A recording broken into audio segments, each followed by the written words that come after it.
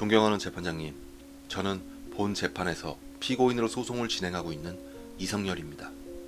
너무 답답한 마음을 주체할 수 없어 본인 의견서를 작성하게 되었습니다.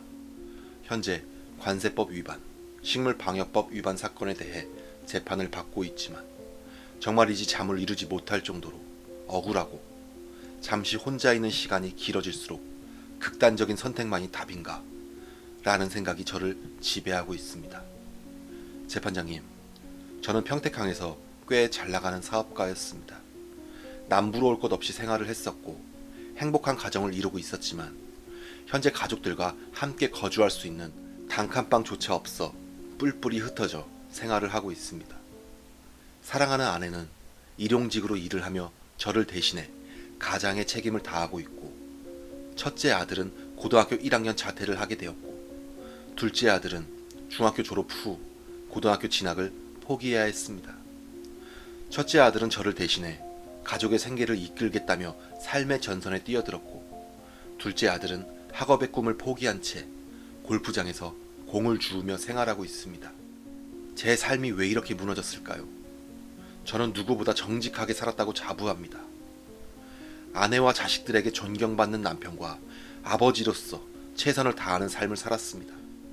공소장에 적시된 내용만 본다면 정말 죄질이 나쁜 사람으로 적시되어 있지만 제 스스로 삶을 돌아보더라도 부끄럽지 않는 삶이라 자부합니다.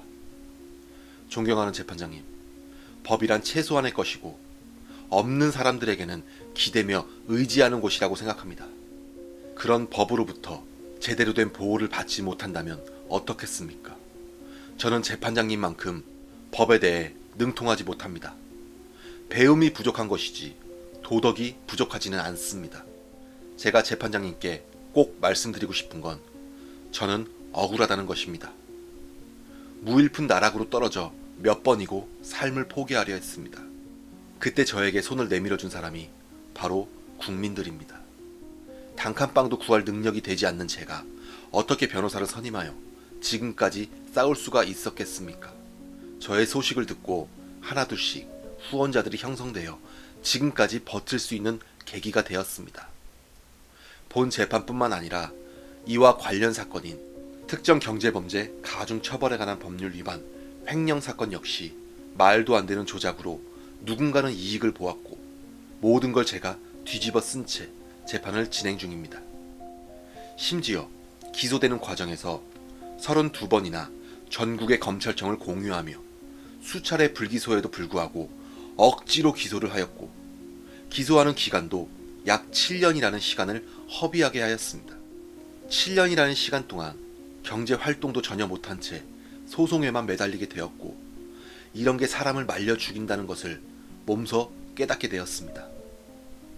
제가 뭐라고 이렇게 7년이라는 시간을 들여 죽이려고 하는지 꼭 배후 세력에게 묻고 싶습니다. 이제는 오기가 생겨 꼭 진실을 밝혀야 한다는 생각뿐이고, 저를 응원해주시는 국민들 역시 진실을 궁금해하고 있습니다. 특경법 사건 역시 후원자들의 후원으로 변호사를 선임하여 싸우고 있지만 아무리 진실을 외치고 소리쳐도 철저하게 무시당하며 외면당하고 있습니다.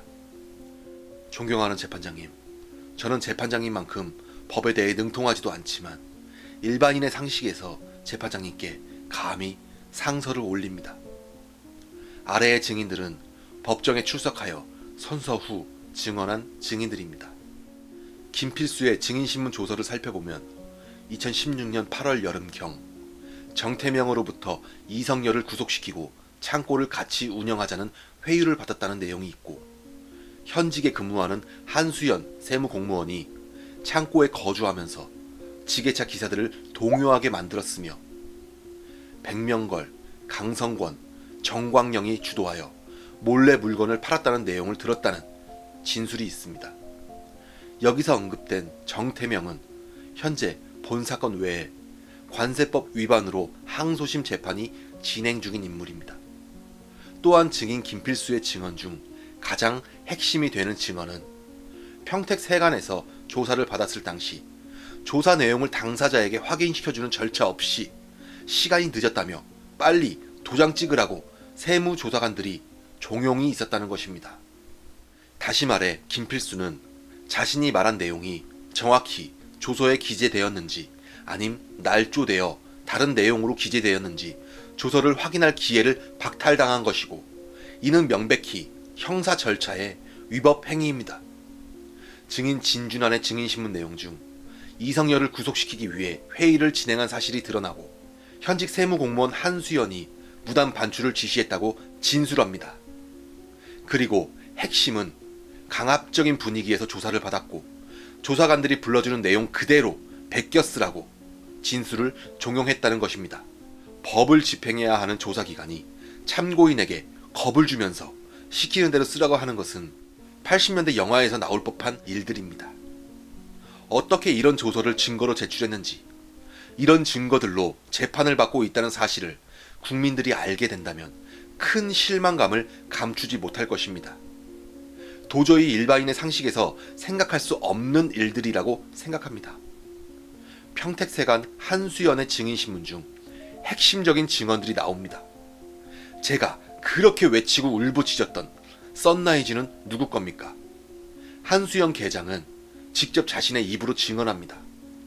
썬라이즈 F&T는 엑스레이 관리 검사에서 면제를 받았고, 농산물을 수입하기 위해서는 거액의 현금 담보를 제공해야 함에도 이 역시 면제 특권을 누렸다는 것입니다.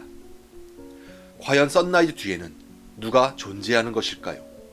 또한 썬라이즈는 면제받았던 엑스레이 검사에 대해 이성열의 슈퍼마린은 악의적인 엑스레이 검사로 통관 절차를 지연시켜 농산물들이 썩는 등의 경제적인 타격을 입어 사업을 도산하게 한 것이 평택세관 공무원 이천우 계장이라는 증언을 확보합니다. 존경하는 재판장님, 증인 한수연은 현직 세관 공무원입니다. 현직 공무원의 입에서 이러한 증언이 나온다는 것이 놀랍지 않으십니까? 법의 테두리 안에서는 누구나 동등해야 하는데, 썬라이즈는 각종 특혜를 받으며 사업을 진행하였다고 현직 공무원이 직접 진술을 했습니다. 저는 이러한 썬라이즈의 행위에 대해 수없이 공익신고를 했고, 그에 대한 보복성 대가로 지금의 상황에 놓인 것입니다. 무언가 잘못됐다는 생각이 안 드시나요? 당시 재판에 참석했던 방청객들과 저를 믿고 지원해주시는 후원자들은 현직 세관 공무원 한수연의 증언을 듣고 개탄을 금치 못했습니다. 다른 사람도 아닌 현직 공무원의 진술입니다. 악의적으로 저의 사업을 도산시키려고 했던 만행들을 현직 공무원이 직접 진술했습니다. 그것도 재판장님 앞에서 진술한 것입니다. 지금 이 글을 작성하면서도 눈시울이 붉어지고 그동안의 서러움들이 북받쳐 올라 손가락이 떨리지만, 그래도 저는 아직까지 정의를 믿습니다. 악의가 선의를 이기는 사회는 다름 아닌 죽은 사회가 되는 것 아니겠습니까? 적어도 법 앞에서는 만인이 평등하다는 것을 재판장님께서 보여주실 것이라 믿습니다. 증인 100명거래 증언에서도 결정적인 증언들이 나옵니다. 공소사실 중 중요 부분인 허위 출고장 위조를 지시한 것은 제가 아닌 정태명이었다는 것입니다. 즉, 실질적인 운영은 제가 한 것이 아니라는 것을 확인할 수 있습니다. 김필수의 증인신문 조서에서 도저히 믿을 수 없는 증언을 확인합니다. 증인이 실제 증언하지 않은 말들이 조서에 적시되어 있다고 직접 재판정에서 말합니다. 이성열이 실제 화주다, 무단 반출 사실을 시인한단 말인가요? 라는 말들은 들어본 적이 없다고 재판정에서 증언합니다. 즉, 증거가 조작되었다는 것을 증인이 직접 재판장님 앞에서 증언한 것입니다. 누가 증거를 조작한 것일까요? 농협조합장 김은혜의 증인신문 중 수사기관에서 작성한 진술서는 증인이 작성한 진술서가 아니다, 이성열에게 중국산 생강을 받았다는 것은 증인이 사인한 것이 아니다, 수사기관의 진술서에 대해 전면 부정, 날조된 증거임을 말했습니다. 존경하는 재판장님, 본 사건의 결과를 수많은 유튜버들과 저를 후원해주시는 분들께서 지켜보고 있습니다. 본 사건과 연관되어 있는 특경법 사건은 1심에서 징역 3년을 선고받고 항소심을 준비 중에 있습니다. 저를 이 지경까지 몰고 간 배후 세력을 꼭 밝힐 것입니다. 그에 대해 증거들도 수없이 제출했지만 전부 묵살당했습니다. 그래도 저는 외칠 것입니다. 제가 가지고 있는 증거들, 실제 녹음 파일들, 모든 증거들을 하나하나 유튜브를 통해 세상에 알리기 시작했습니다. 유튜브 영상을 본 시청자들은 경악을 금치 못하였고 저에게 후원을 해주며 꼭 끝까지 싸워달라며 용기를 주었습니다. 존경하는 재판장님, 저는 이제 더 이상 잃을 것이 없습니다. 이렇게 악의가 선의를 지배하는 세상을 지켜봐야 한다면 정말이지 더 이상 삶을 영위할 이유가 없어집니다. 짧은 법 지식으로 제가 감히 재판장님께 상소를 드립니다. 본 사건으로 인해 분명 누군가는 이익을 봤을 것입니다. 그 이익을 본 자가 바로 범인입니다. 저는 보시다시피 무일푼이 되어 있습니다. 저는 이익을 본 자가 아니라는 것입니다. 제가 만약 본 사건으로 이익을 보았다면 이렇게 가족들과 흩어져 살지도 않았을 것이고 아들들의 학업을 중단하지도 않았을 것입니다. 제가 실제 화주라면 물건도 누군가에게 빼앗기고 이익도 다른 누군가에게 돌아가고 범죄 사실만 제가 뒤집어 써야 하는 상황이 펼쳐지는 것입니다. 거증 책임은 검사에게 있습니다. 재판장님께서 성명을 통해 검사에게 거증 책임을 물어주시어 진실을 밝혀주시기 바랍니다. 저에 대한 모든 먼지까지도 제출하여 저의 무고함을 밝히겠습니다. 만약 제가 드린 말들이 거짓이라면 괘씸죄까지 더하여 법정 최고형까지도 달게 받겠습니다. 약 14년 전 다스는 누구 겁니까? 라며 세상을 시끄럽게 했던 사건을 기억하실 것입니다.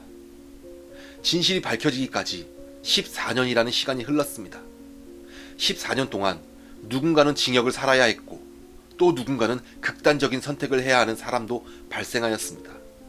이 모든 게 밝혀지기까지 14년이라는 시간이 걸렸습니다. 역사는 후세가 판단한다고 합니다. 저는 재판장님께서 솔로몬의 해안으로 현명한 판결을 해주실 것이라 믿고 있습니다. 꼭 그렇게 믿겠습니다. 이성열 올림.